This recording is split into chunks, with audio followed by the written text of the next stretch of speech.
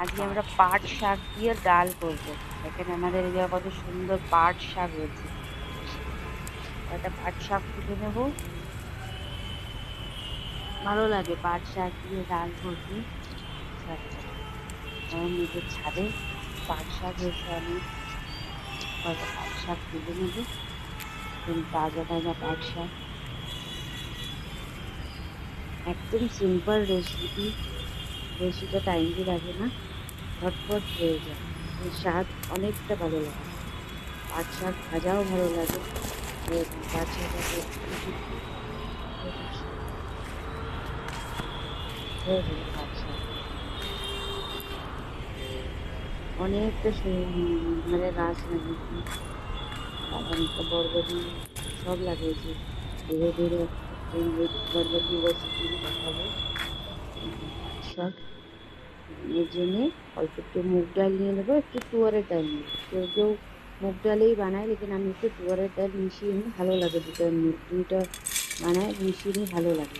কেউ কেউ মুসুরির ডাল দিয়েই বানায়। দেখুন মুগ ডালটা একটু ভেজে নেব। মুগ ডাল দিয়ে এই জন্য বানাচ্ছি, মুসুরির ডাল দিচ্ছি না কিন্তু এখন শ্রাবণ মাস চলছে, পুরো নিরামিষ। এই দেখুন পাট শাক কেটে নিচ্ছি। বেশি একদম কুচি কুচি করে কেটতে হবে না, রাফলি চপ করতে হবে। কাঁচা লঙ্কা আর কটা লাউ এর মধ্যে দিয়ে দিচ্ছি। এই দেখো সব একবারে কুকারে ঢেলে দিচ্ছি। দুটা সিটি মারবো।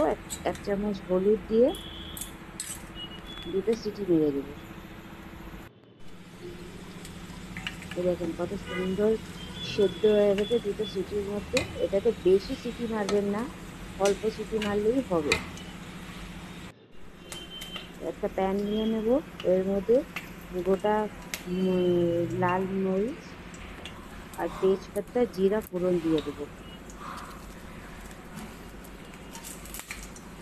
এতে বেশি তামঝাম লাগে না, একদম সাদা সিম্পল ঝটপট রান্না করলো। কুকারেও রান্না করলে জলদি হয়ে যায়, গ্যাসটাও বচত হয়। জিরাটা ভাজা হয়ে গেল। এদিকে সেদ্ধ করে রেখেছি ডালটা, এটা দিয়ে দেবো।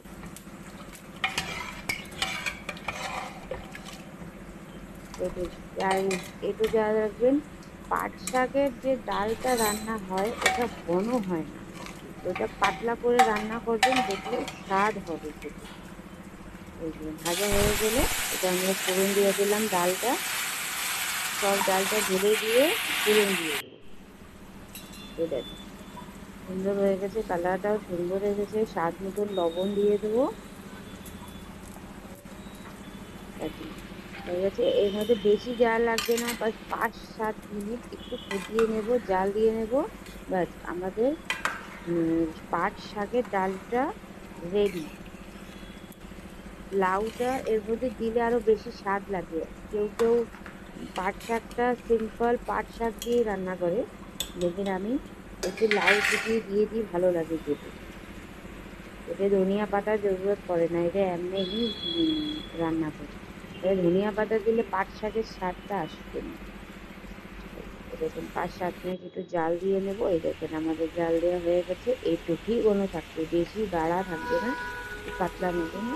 এখন আমাদের সব হয়ে গেছে রান্না। উস্তা হচ্ছে ভাজা, সজনা, ডাল, একদিকে ফুলকপি রান্না হচ্ছে। এমনি করে রান্না করে দেখো, অনেকটা টেস্টি হয়, একদম